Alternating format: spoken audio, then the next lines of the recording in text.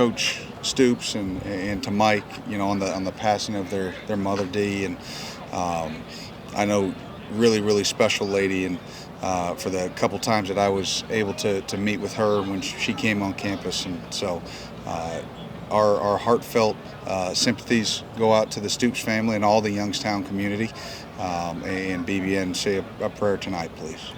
Mark said this morning what she would want him to do was be here coaching, but do you guys have to pick up any extra slack as they're kind of pulled away at points this week?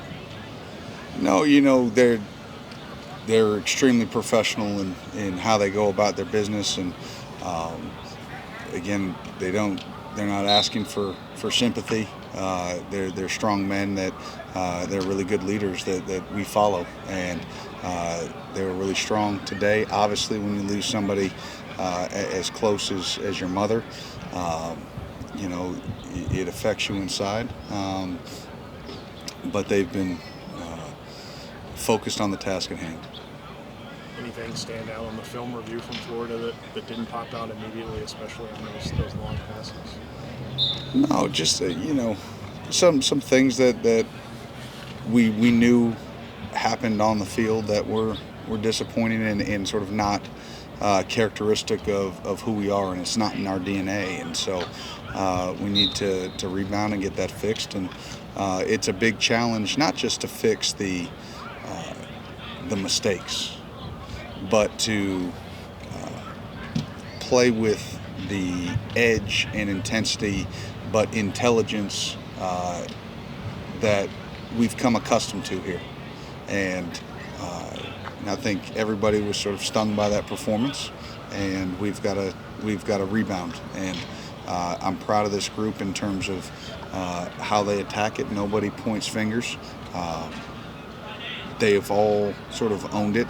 We've all owned our parts, but it's not just about owning it, it's about fixing it.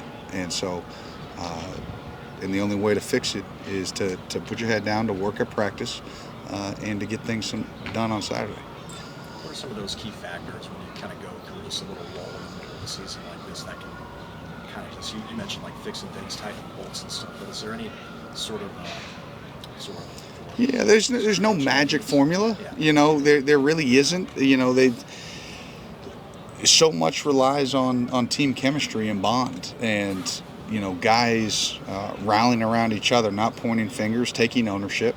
When it's that time of the season, as you roll into the middle to the back end, like now we're on the back end, and guys get nicked up and bruised and bumped, and you see sort of the toughness and the heart and the true grit, of your guys. And somebody asked me at the beginning of the season, they said, hey, what do you think about this defense? And I said, hey, ask me at game 8, game 9, game 10, because that's when it's not about 3 games when everybody's still fresh. It's now this is that real heart of it. You're going to see what you're made of. When guys get tested, when adversity strikes in a lot of different forms, whether it's bad performances, whether it's injuries, whatever the case may be. And really looking forward to seeing the guys rally. Kristian had the big interception return, but in general, how is he playing and kind of adapting to this system as you maybe look for a bigger role from, I guess, Yeah, he's a guy that, that was a huge play, for the team, and he's been a guy that's been sort of in the right spots. He understands the defense and the system and sort of how to play in position. It was good for him to come up with a big play like that. And, we're going to need more big plays, and not just from him, but from everybody across the board. And just looking at Auburn, too, obviously they've had their struggles, quarterback rotation type deal that they're going through, but I think we're putting out there this weekend, correct me if I'm wrong, kind of has those tendencies that of a quarterback that has given you guys some fits a little bit, can just keep plays alive. What's going to be the key to kind of like tighten that up as well and not let things just get into a free-for-all? Yeah, well, you know what, I think that the key is, if you look at Ole Miss, you look at Florida, and now you look at Auburn, right? Stylistically, all very similar. Like they really rely on big plays. They run the ball well, and then they rely on big plays. And they rely on I think they have the most completions over 40 yards in the country. I mean, they've got big-time talent on the outside with those receivers. Thorne can play but it's similar to what happened to us last week. Hey, listen, if you give up those big plays, right, games can change. They get big plays, but then they've had some turnovers that have hurt them or that have cost them. And obviously, just like we're trying to clean up the big plays that we let up, they're trying to clean those. And so games can change both ways. Against Ole Miss, and all those vertical shots, other than the 2 on 4th down, we were able to contain. Those same vertical shots against Florida, we didn't make the play. Whatever the reason was on that particular play, we didn't. So now it's okay. You saw what happens when you make them. You saw what happens when you didn't. This Saturday it's going to go one of two ways, right? And so what we have to do is we have to get ourselves back into the situation, the mindset that we played at Ole Miss, those one-on-one balls down the field that we were able to get off in Ole Miss, and Florida and some of those. That was a great catch on Ryan. He was in great position, but in the Ole Miss game, he took it off him. In this game, we didn't. And listen, that's part of it. But we've always said we got to win more than we lose, right? So now we're at 50-50. So to be on the winning side of things, we've got to win them this week. Turnovers have obviously been a problem for Auburn this year. That's the stat that stands out. As a defense, does that pique your interest immediately, or do you have to kind of put that to the side and say you can't? Yeah, you listen. The stat that piques my interest is the fact that they can get explosive and they average 421 yards in a game, and they've got one of the best running backs in the conference, two really good, multiple really good wide receivers, two that obviously everybody talks about, but 11, 14 are dynamic and super fast, explosive guys. 13 at tight end, moves like a wideout when in the pass game that can create issues there in matchups. You've got another big offensive line that can lean on you, a veteran quarterback that can make all the throws, and when he's on fire and he's on point, he can do a lot of damage. So those are the things that I focus on. And yes, if there's a ball to be had, whether it's on the ground or in the air, we need to take advantage of that. Now that we're on the back end of the season, can you speak to Afari's progression throughout the season and some areas that you'd still like to see him grow?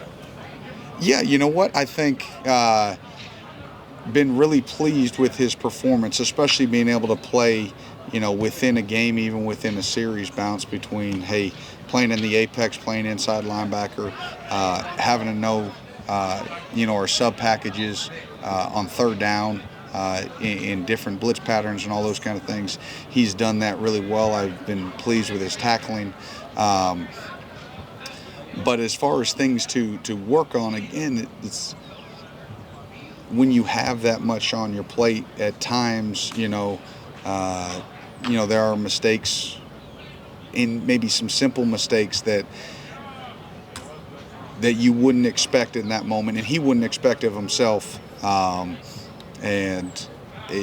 again, there's no, we're not going to make an excuse, and he's not going to make an excuse for it. But it is a lot on his plate that we're putting on there. But we won't put more than he can handle, and that allows him to still play fast. But been really, really pleased with his performance this year.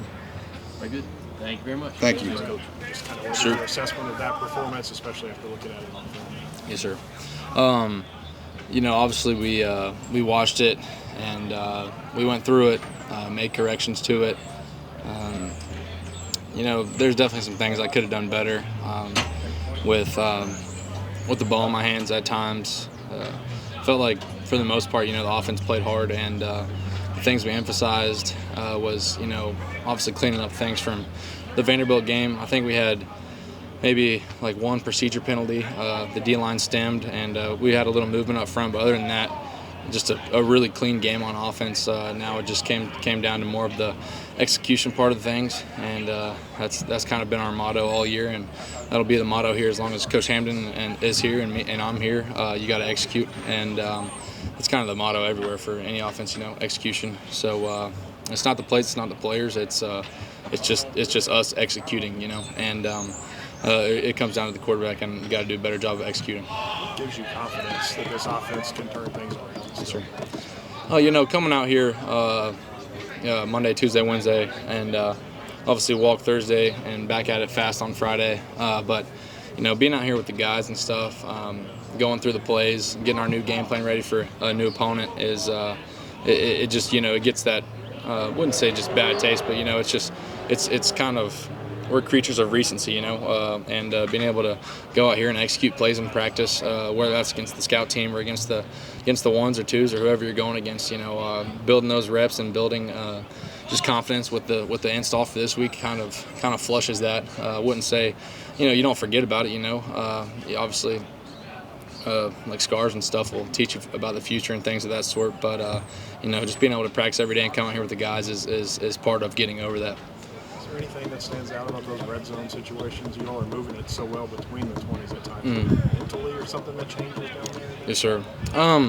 It's kind of a thing where we just gotta execute again, and whatever Coach Hamden calls. If it's me in there, if it's Gavin in there, if it's quarterback run, if it's quarterback sneak, if it's freaking inside zone dive, whatever, if it's play action pass, whatever it is, got to be able to execute that. And we didn't against Florida. Obviously, I think we were one of two in the red area maybe, and had that tough one, inside the 10. But just being able to, like I said, just kind of a broken record, but just execute the plays that are called. Got to be able to. I got to get my pads down better on that quarterback sneak. That's not in the red area, but it's short yardage, and that's kind of similar thing there. But that's stuff I can do. Being able to stagger my stance, get more power, but just proud of the dudes and making sure that we go out there on Saturday, and it's another opportunity. And there's no, I wouldn't say there's no like mind block or anything like that. It's just moving the ball and just a little bit closer to the end zone. Is your rhythm affected at all when you and Gavin are going in and out? No, sir. That's kind of part of it, part of our offense, and whatever the coaching staff believes is the best decision for us. If that's me sitting on the bench the whole game, if that's what gives us the best chance to win, then I'm all for it. I want Kentucky to win. I want the Kentucky offense to do well, whatever that looks like. If that's me back there 100% of the time, if that's me back there 0% of the time, whatever that looks like. Want these guys to do well. Our wideouts are freaking, they're balling. Our O-line's playing well. Running backs are playing well, and I just got to play better. And whatever that looks like, just want the best for the team, the best for the offense. What advice did you give Cutter after his? Oh yeah. Probably didn't go the way he wanted it to. Yes, sir. Absolutely. Kind of from more of a off the field standpoint, like it just you got to flush it, and he's a true freshman quarterback. He's got a freaking bazooka for an arm, and ask him how many reps he got with the ones and twos last week. It wasn't much at all, if any. And I've been in those situations before where you're kind of getting, whether you're up big or you're down big, whenever you get in, you got to make the most of those opportunities, and when you slip up or whatever, then that happens. And it's just, I told him, like, you're young in your career, don't even think twice about this. And Coach Hamden and Coach Toos were kind of the same way with him, but more of on the field standpoint, we were talking about a little bit. It's you can't be late on on a field stop, and we talked about that, and he knows that. But there's jitters that go into it, and that was an intimidating place to play. It was loud, and I had to get settled in on my first drive. So obviously that was his first drive, first ever collegiate pass attempt, and that stuff happens. But he's good. He's responded well. He's a great kid, and I don't think he's going to think too much about that.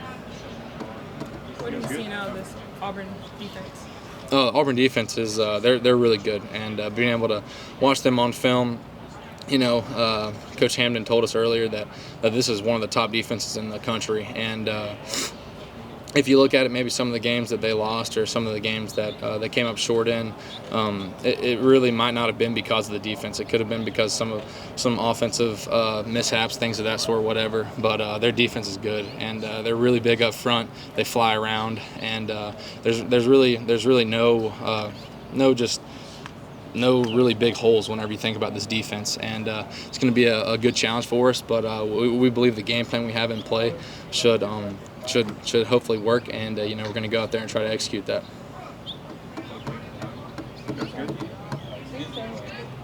Thank you. All right, which teammates' cars? Probably Barry on if I had to guess. Kristian, you want to just walk us through the interception? I just know I actually called it out going into that possession because one of my high school teammates that played for Florida had just caught an interception the prior possession. And I tell Cam, he's from the same hometown as well. So I tell him, I'm like, oh, yeah, I got to go get one now. And, hey, luckily, by God, I went out there and got it. So I was very excited about that. Did you think you had a chance to get in? It seemed like the return just kept going. Yeah, I thought I was going to get in there when I made that last cut. Only thing going through my head, I didn't see nobody but the end zone. I didn't see anybody else. So I thought I was going to get in there. But too bad I didn't, man. Hopefully I get another chance to. Comfort-wise, just how much better do you feel now versus when you first got there? I think it's night and day. Coming into a new system and doing a lot of new things, it can take you away from your comfortability a little bit. But like just being here with these guys, with the coaches and things like that, they've made sure that I've continued to get even more comfortable as the season has went on, and I feel like that has happened. What's been the message for you guys on defense this week after the way that Florida game went, especially with all the big passes? Just to get back to what we do, just putting the cap on the defense, playing for each other, and just everybody's being violent and playing to the echo of the whistle, and we're ready to do that. Auburn's a team that also gets a bunch of big plays. How important is that to fix that this week? It's going to be extremely important to fix that because we have to make sure that we're on top of what we need to do in the secondary all the way up to the front because they're an extremely talented team, and we have to be on top of everything we need to be on top of.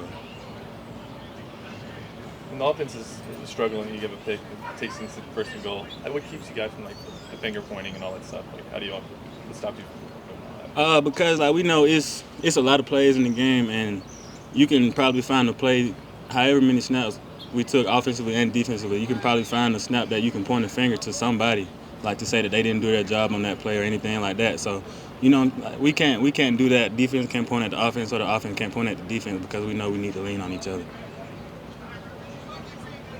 You guys good? Yes, Kristian. Yes, sir.